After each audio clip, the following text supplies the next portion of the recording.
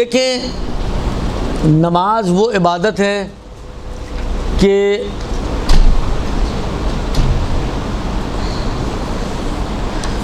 نماز وہ عبادت ہے کہ لا تسقط بأي حال، جس کو کسی حالت میں ساقط نہیں ہوتی انسان کی گردن سے، سوائے خواتین کے ان مخصوص ایام میں، ان کو چھوڑ دیں اگر، تو اگر ان ایام سے نہیں گزر رہی تو خواتین اور مرد ایک جیسے ہیں، مرد ہمیشہ، خواتین ان مخصوص ایام کے علاوہ، یہ دونوں نماز کے مسئلے میں ایک جیسے ہیں کہ لا تسقط بأي حال، کسی بھی حالت میں نماز معاف نہیں ہوتی۔ اچھا، سفر میں ہمارے ہاں سب سے پہلی چیز جو چھوڑی جاتی ہے وہ کیا ہے؟ تو ایسے لگتا ہے سب چھوڑنے والے ہی بیٹھے ہوئے ہیں۔ یہ معلومات بہت اچھی ہے، وہی کہہ رہا ہوں، یہ معلومات اچھی ہے۔ ہمارے یہاں سب سے پہلے دیکھیں، ویسے تعجب ہوتا ہے، لوگ جا رہے ہیں کربلا، شام، درست، عمرے پر، حج پر، زیارتی سفر ہوتے ہیں، عبادتی سفر ہوتے ہیں، دیکھ بھی رہے ہیں کہ مولانا صاحب اور 2 4 5 6 لوگ جو تھوڑے ریگولر ہیں اس چیز میں وہ پڑھ بھی رہے ہیں، اس کے باوجود بڑے سکون سے آرام سے ٹیک لگا کے بیٹھے ہوئے ہوتے ہیں، کوئی ٹینشن نہیں ہوتی ان کو نماز کی۔ یعنی آپ کو ان کے چہروں سے کہیں نہیں لگا کہ ان کو کوئی پریشانی کہ یار ہماری نماز کا وقت جا رہا ہے یا نماز قضا ہو رہی ہے، نفس مطمئنہ، اتنا اطمینان شاید کبھی بھی ان کے اوپر نہ ہوتا ہوگا۔ جبکہ پروردگار عالم نماز جو غرق ہو رہا ہے، آپ خود سوچو، جو غرق ہو رہا ہے بندہ، خدا کہتے ہیں تیری اگر نماز باقی تو اشارے سے نماز پڑھ، وہ غرق ہونے والے کو تو معاف نہیں کر رہا، اس کرسی نشین کو کیسے معاف کر دے گا جو اتنے سکون کا سفر انجام دے رہے، وہ جو بیچارہ ڈوب رہا ہے، غرق ہو رہا ہے۔ خدا کہتا ہے اگر نماز باقی ہے، وقت ہے، تو اشارے سے نماز پڑھو، خدا نے اس کو بھی معاف نہیں کی۔ تو آپ خود سوچیں کہ جو غرق ہونے والے کو تو معاف نہ کرے، وہ جہاز میں بیٹھے ہوئے شخص کو معاف کر دے گا؟ یعنی اس کو کہے کہ تم نہ پڑھو تو چلے گا، لیکن تم نہ پڑھو تو تمہیں جہنم میں ڈال دوں گا میں۔ یہ بعض جہنمی جب ان سے سوال کیا جائے گا کہ کیوں جہنم میں آئے، تو کیا کہیں گے وہ؟ لم اکن من المصلین، ہم نمازی نہیں تھے، نماز نہیں پڑھتے تھے، نماز چھوڑ دیا کرتے تھے۔ تو وہ جو غرق ہو رہے، یعنی اگر آپ ہوں، چلیں تھوڑی دیر کے لیے آپ تصور کریں، خدا کی جگہ آپ کو بٹھا دیا جائے، صرف سمجھانے کے لیے بول رہا ہوں،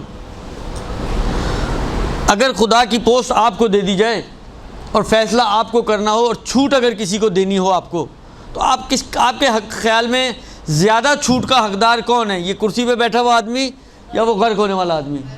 غرق ہونے والا آدمی۔ لیکن اگر آپ اس کو بھی چھوٹ نہیں دے رہی ہوں تو اس کا مطلب کیا ہے؟ کہ آپ اس مسئلے میں انتہائی اسٹرکٹ ہیں۔ آپ وہ ڈوبتے ہوئے کو جب چھوٹ نہیں دے رہی تو آرام سے بیٹھے ہوئے کو کیسے چھوٹ دیں گی؟ درست؟ تو نماز ایک ایسی عبادت ہے جو لا تسقط بأي حال، کسی حالت میں معاف نہیں ہے۔ وہ جی پانی کم ہے، پتہ نہیں چھینٹیں پڑ گئی ہیں، یعنی اگر واقعاً ایسی کوئی صورتحال بن بھی جائے، آپ کے کپڑے نجس ہو گئے ہیں، آپ کا بدن نجس ہو گیا ہے، آپ واش روم گئے ہیں، پانی نہیں تھا، آپ واش نہیں کر سکی، اس کے باوجود نماز معاف نہیں ہے۔ یعنی شریعت، آپ خود سوچیں، یہ اس سے اندازہ ہوتا ہے کہ شریعت نماز کے مسئلے میں کتنی سیریس ہے کہ جب دیکھیں، ہمیشہ آپ یاد رکھیں کہ جو کام آپ کی نظر میں اہمیت زیادہ رکھتا ہے، آپ اس کے لیے راستے ڈھونڈتے ہو۔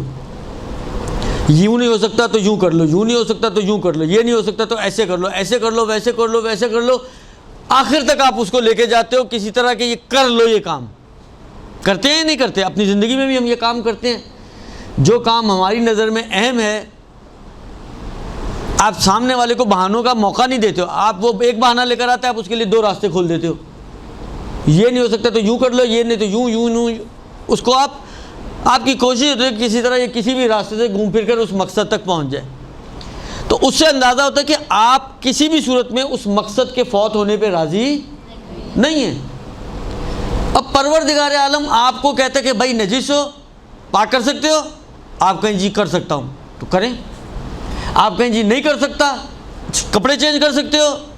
آپ کہیں کر سکتا ہوں، کہیں گی کریں، جائیں واش روم میں، آپ کے پاس ہینڈ کیری میں اگر کوئی کپڑا موجود ہے جائیں جا کے چینج کر لیں، اس میں کون سا آسان، یعنی یہ کون سا مشکل کام ہے کہ آپ واش روم میں جائیں اور ہینڈ کیری سے کپڑا نکالیں اور چینج کر کے آ جائیں؟ وہ مشکل کام ہے؟ کتنے پاپڑ بیلنے والا کام ہے؟ اچھا آپ کہیں جی کپڑے ہی نہیں کوئی، میں تو ہے وہ تو خالی ہاتھ اوپر آئے ہوں، تو شریعت یہ ٹھیک ہے آپ نجس لباس کے ساتھ پڑھ لو، بدن نجس سے پاک کر سکتے ہو؟ ہاں کر سکتا ہوں تو جاؤ کر لو، نہیں کر سکتے ہو تو نجس بدن کے ساتھ لباس پڑھ لو، طہارت نہیں کی ابھی جا کے کر سکتے ہو؟ ہاں کر سکتا ہوں تو جاؤ کرو، نہیں کر سکتے تو اسی طرح نماز پڑھ لو۔ یعنی شریعت آپ کو جو اتنے راستے، متبادل راستے دے رہی ہے کہ نجس بدن کو پاک کر سکتے ہو تو کرو، نہیں کر سکتے تو نجس میں پڑھ لو، نجس کپڑے میں نماز پاک کر سکتے تو پاک کر لو، چینج کر سکتے تو چینج کر لو، دونوں میں سے کچھ نہیں کر سکتے تو نجس کپڑے میں نماز پڑھ لو، اور کیا چاہیے پھر؟ اور اب کیا بہانہ بچتا ہے آپ کے پاس؟ اب آپ کہیں جی کھڑے ہی نہیں ہو سکتے تو شریعت کہے گی اس کا بھی طریقہ بھی عرض کرتا ہوں، آپ کہیں جی قبلے کا پتہ نہیں چل رہا، اس کا بھی طریقہ بھی آ جائے گا، تو اب کیا بچا آپ کے پاس؟ کیا عذر ہے آپ کے پاس؟ کیوں پھر صوفے پہ آرام سے ٹیک لگا کر بیٹھے ہوئے ہو، کانوں میں لگا کے پتہ نہیں گانے سن رہے ہو یا نوحے سن رہے ہو، یہ بھی نہیں پتہ ہوتا نا، سننے والے تو گانے بھی سنتے ہیں، ایسا نہیں ہے کہ زیارتی سفر پہ لوگ گانے نہیں سنتے، سننے والے وہ بھی سنتے ہیں، تو آپ کیا کر رہے ہیں یہ تو اللہ ہی جانتا ہے، لیکن بالآخر اب کیا عذر ہے آپ کے پاس کہ ابھی بھی آپ نماز نہ پڑھو؟ جب آپ کے اوپر اتمام حجت ہو گیا تو اب آپ کے پاس کوئی عذر باقی نہیں بچتا ہے، لہذا کپڑا نجس ہے، پاک کرنا ممکن نہیں، نجس کپڑے میں نماز پڑھو، چینج کرنا اور پاک کرنا ممکن نہیں، نجس کپڑے میں نماز پڑھو، بدن نجس ہے، بدن تو چینج نہیں ہو سکتا لیکن پاک تو ہو سکتا ہے، پاک کرنا ممکن نہیں تو نجس بدن کے ساتھ نماز پڑھو۔ اب آئیں اگلے مراحل میں، اب فرض کریں، اچھا سعودین ایئر لائن ایک ایسی ایئر لائن ہے جنہوں نے پیچھے ایک چھوٹا سا حصہ بنایا ہوا ہے نماز کے لیے، سمجھے، پریئر روم بنایا ہوا انہوں نے، ادھر ہی ان کا سارا اسلام صرف ظاہر ہوتا ہے، باقی تو کوئی حرکت ان کی مسلمانوں والی نہیں ہے، لیکن اس کے مقابل میں دوسری اسلامک ایئر لائنس یا نان اسلامک ایئر لائنس کچھ نہیں اس میں۔ اچھا انہوں نے جو جگہ بنائی ہوئی ہے وہاں پہ آپ کھڑے ہو کے نماز پڑھیں، بیٹھ کے نماز پڑھیں، لیٹ کے نماز پڑھیں، وہ آپ کا سر درد ہے، یعنی وہ آپ کو ٹینشن نہیں دیں گے کہ نہیں کھڑے نہیں ہونا، بیٹھ کے ہی پڑھیں، آپ وہ آپ کھڑے ہو کے بھی پڑھیں، آپ کی مشکل نہیں ہے۔ باقی ایئر لائنز آپ اگر ان سے پوچھیں گے کہیں گے جی انٹرنیشنل قانون نہیں ہے کہ وہ ہم آپ کو کھڑے ہونے کی اجازت نہیں دے سکتے، تو اس کا ایک آسان طریقہ یہ ہے کہ دیکھیں واش روم کے اگلا جو تھوڑا سا پورشن ہوتا ہے وہ تھوڑا سا اسپیسی ہوتا ہے، اتنا ہوتا ہے کہ کھڑے ہو کے آپ آرام سے وہاں پہ نماز پڑھ سکتے ہیں۔ اب آپ کہیں جی مجھے گھن آتی ہے سامنے واش روم میں، دیکھیں یہ چیزیں شریعت نہیں مانتی آپ کی، یہ آپ کی طبیعت، آپ کا مزاج، آپ کا ناک، آپ کا نخرہ، یہ آپ کے پاس۔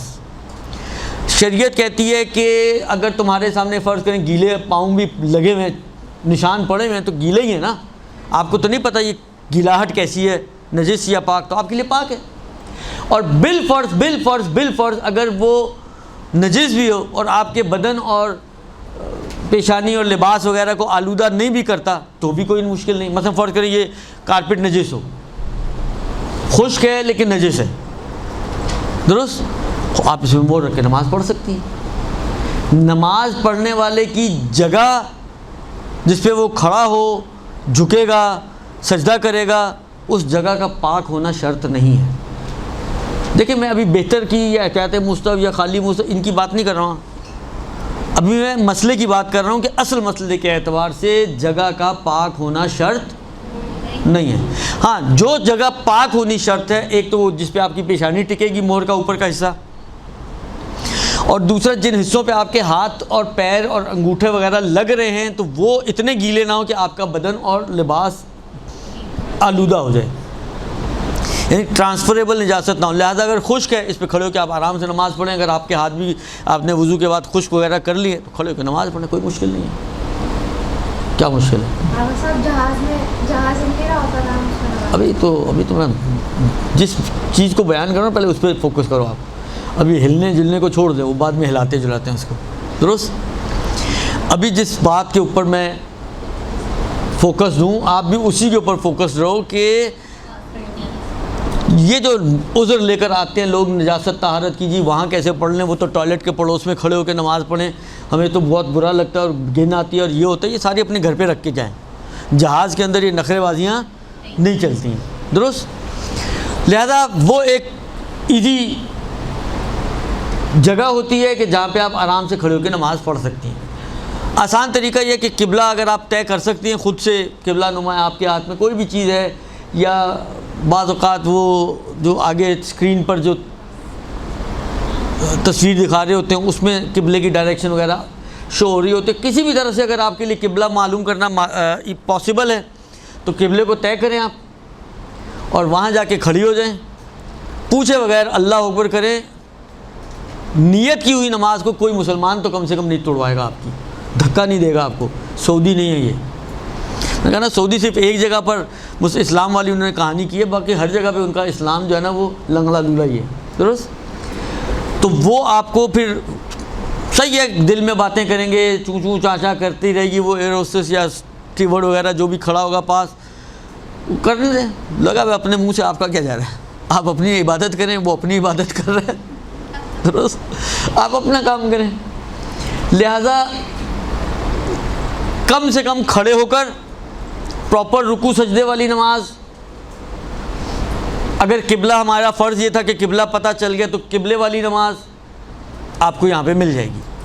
اب ایک بات آتی ہے وہ ہلنے جلنے کی جو انہوں نے پوچھی. ارے وہ ٹوائلٹ کے باہر کون سی شارہ عام ہے، اور یہ شارہ وارہ تھوڑی ہے کوئی، تو آتے ہیں نامحرم آنے سے کیا ہوتا ہے، گھومتی پھرتی ہیں پورے شہر میں تو کوئی نامحرم نہیں سب نظر آتا. ارے میری بہن، نماز میں صرف جو اگر آپ کا حجاب پورا ہے تو نامحرم کا ابا بھی آ جائے تو کوئی مسئلہ نہیں ہے، کیونکہ نامحرم کا ابا بھی تو نامحرم ہی ہوگا نا. خوب. عرض خدمت یہ ہے کہ ایک بحث رہ جاتی ہے ہلنے جلنے کی. دیکھیں بعض اوقات بہت ہی اسموتھ جا رہا ہوتا ہے جہاز، آپ بالکل بھی نہیں ہل رہی ہوتی ہیں، تو اگر تو کوئی ایسی پوزیشن ہے تو ٹھیک ہے آپ شروع کریں تو آپ کی نماز ہو جائے گی انشاءاللہ، کوئی مشکل نہیں ہوگی. لیکن بعض اوقات یہ ہوتا ہے کہ نہیں، جہاز باقاعدہ موسم اتنا خراب ہے کہ ہل رہا ہے، مسلسل ہل رہا ہے. اب اس میں دو صورتیں ہیں، یا تو آپ کے لیے اس بات کی گنجائش ہے، یعنی اصل میں درمیان سے شروع کر دیا، غلطی ہو گئی مجھ سے، ہم اس کو یہاں سے شروع کرتے ہیں دوبارہ سے، وہ جو بتا چکا ہوں وہ ریپیٹ نہیں کروں گا. لیکن ہم دیکھیں کہ پہلے ہمارے پاس وقت کتنا ہے.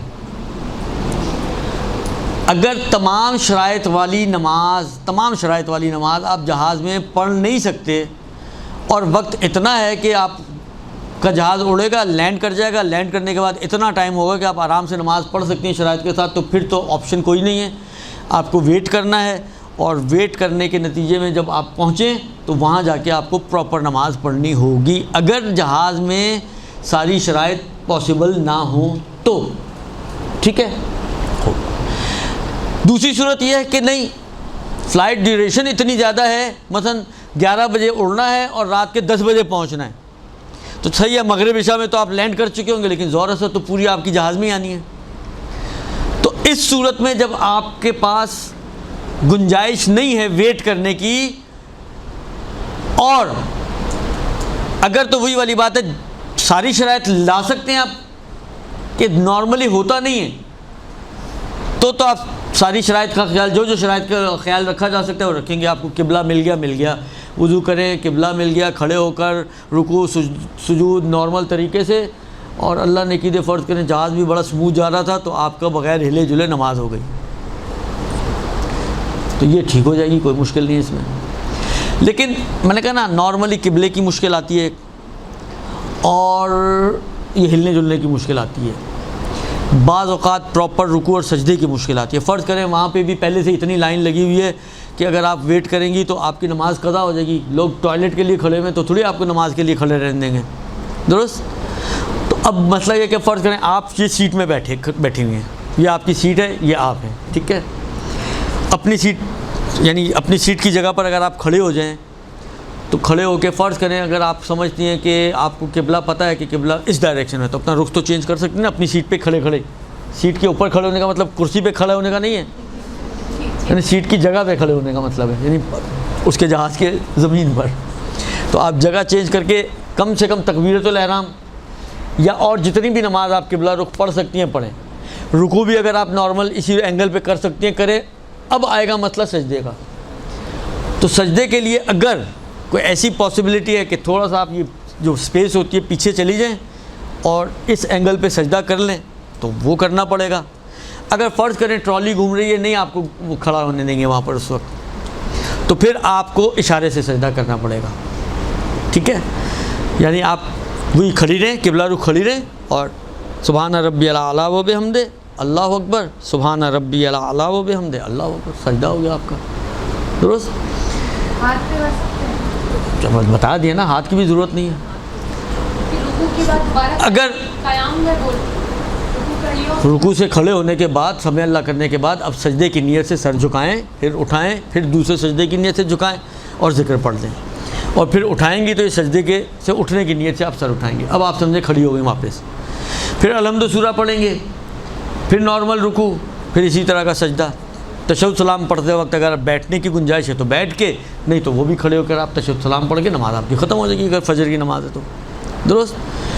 لیکن اگر فرض کریں کہ جہاز ایسے اینگل پر ہے قبلہ کہ اس اینگل پہ تو نہیں کھڑے رہ سکتے نا آپ, بھئی ایسا ہو تو آپ یوں کھڑی رہ سکتے ہیں. اب ٹیڑھا اینگل کھڑے ہوں گے تو رکوع بھی نہیں کر سکتے آپ, کھڑے تو شاید ہو جائیں لیکن رکوع بھی نہیں ہو سکتا, سجدہ بھی نہیں ہو سکتا. تو رکوع اور سجدے دونوں پھر اشارے سے کریں گے آپ. تو جتنا یعنی خلاصہ یہ نکلا کہ اگر جہاز میں نماز پڑھنا پڑ جائے, آپشن نہ بن رہا ہو کوئی لینڈ کرنے والا, مجبوری ہو جائے, تو اب آپ جتنی شرائط کا خیال رکھ سکتی ہوں گی اتنی شرائط کا خیال رکھنا ضروری ہے. حتیٰ قبلہ آپ کو پتہ چلا یوں ہے, آپ کو فیل ہوا کہ جہاز تھوڑا سا رائٹ ٹرن ہوا, تو پھر آپ کو اپنا قبلہ بھی موڑنا پڑے گا, کیونکہ آپ یوں ہی رہیں اور جہاز مڑ گیا تو قبلہ کہاں چلا گیا آپ کا, قبلہ تو ادھر کو آ گیا آپ کا, تو آپ کو بھی مڑنا پڑے گا. اگر آپ چینج نہیں کریں گے تو آپ کا اینگل قبلے سے ہٹ جائے گا. تو جہاں جہاں جتنا جتنا خیال رکھنا ممکن ہے وہاں وہاں اتنا اتنا خیال رکھنا ضروری ہے. اور جن چیزوں کا آپشن نہیں بن رہا, رکوع کا مثلاً, سجدے کا مثلاً, حتیٰ فرض کریں قیام کا بھی نہیں بن رہا, جب آپ کھڑے ہوتے ہیں وہ آ کے پیچھے سے جہاز مثلا ہل رہا ہے بہت زیادہ, وہ کہتے ہیں جی سیٹ بیلٹ باندھ کے رکھیں, اس وقت آپ کو کھڑا نہیں ہونے دیں گے, اور موسم ایسا ہے کہ اس نے کہا کہ جی بھی کچھ عرصہ کچھ دیر تک ایسے ہی چلے گا. اب وہ کچھ دیر کتنی دیر ہے آئیڈیا نہیں ہے. تو اور فرض کریں آخر وقت ہے نماز کا, اب کھڑے ہونے کا بھی آپشن نہیں ہے, تو ٹھیک ہے اب اپنی سیٹ پہ بیٹھ کے آپ نماز پڑھیں.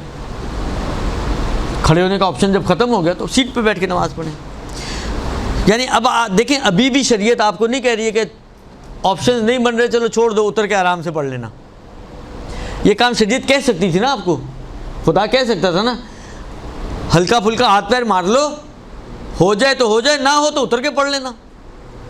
یہ کر سکتا تھا نا خدا, جس طرح روزے میں کہا کہ جب سفر پہ جاؤ چھوڑ دو روزہ, آنے کے بعد رکھ لینا, قضا کر لینا. یہی کام خدا نماز میں بھی کہہ سکتا تھا. کسی نے خدا کی زبان تو نہیں پکڑی تھی, کسی نے خدا کا اختیار تو نہیں چھینا تھا, مگر خدا نے نہیں کہا. خدا آپ کو مسلسل کہہ رہے یوں نہیں تو یوں, یوں نہیں تو یوں, یوں نہیں تو یوں, یوں نہیں تو یوں. بالآخر ایٹ دا اینڈ اور کچھ نہیں تو سیٹ پہ بیٹھ کے تو اپنی پڑھ ہی سکتے ہو نا, اس سے زیادہ اب آپ کہیں جی وہ بھی نہیں ہو سکتا, تو یہ تو شاید غلط ہو جائے. درست. لہٰذا آپ اپنی سیٹ پہ بیٹھ کے نماز پڑھ سکتے ہو, وہ آخری آپشن یہ بن جائے گا آپ کے لیے. درست جی. پھر سیٹ میں بھی یہ ساری باتیں آئیں گی, قبلے کا خیال رکھ سکتے تو رکھو, نہیں رکھ سکتے تو اس کا بھی سلسلہ, یعنی جو جو شرطیں ممکن ہو اس کا خیال رکھ لو, جو ممکن نہ ہو ان کو سکپ کر دو اور چھوڑ دو اور اس کے آلٹرنیٹو پہ چلے جاؤ. درست جی. سمجھ میں آ گئی بات؟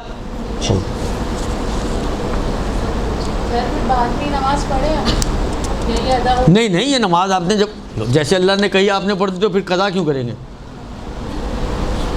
بعد میں دوبارہ کیوں پڑھیں گے نماز؟ دیکھیں ابھی قصر تمام وہ ساری اپنی جگہ پر, ظاہری بات ہے جو جیسی نماز ہوگی ویسی ہی پڑھی جائے گی, لیکن میں یہ مسئلہ جو بیان کر رہا ہوں وہ یہ کر رہا ہوں کہ کیسے پڑھنی ہے.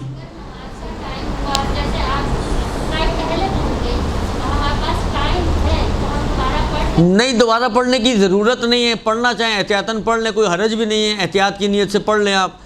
لیکن ایک مرتبہ جب آپ نے اپنی شرعی ذمہ داری کے مطابق نماز پڑھ لی تو دوبارہ پڑھنا آپ پر واجب نہیں ہے.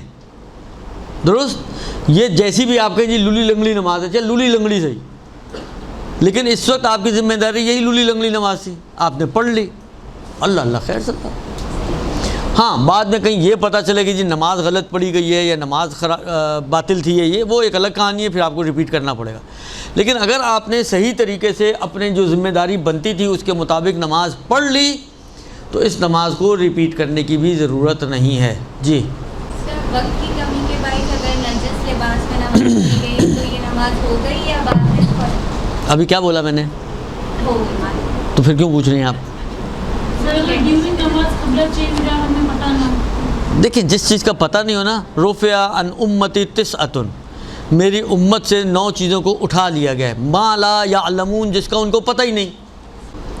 جب پتہ ہی نہیں ہے تو کیا کریں گے آپ؟ ہم لوگ پتہ ہوتے ہوئے کچھ نہیں کرتے ہیں تو پتہ نہ ہونے کی صورت میں کیا تیر مار لیں گے ہم؟ سر بعض تو واضح سی چیز ہے نا، ایک چیز کا پتہ ہی نہیں چلا تو نہیں چلا تو ٹھیک ہے، ختم ہو گئی بات. اوقات سے پوچھتے ہیں لیکن وہ قبلہ بتاتی ہی نہیں ہے اور فجر تقریباً نہیں بتاتی تو اس کا مطلب ہے قبلہ پتہ ہونا ممکن نہیں ہے، ختم ہو گئی کہانی. آپ آلٹرنیٹ پہ چل جائیں اس کی.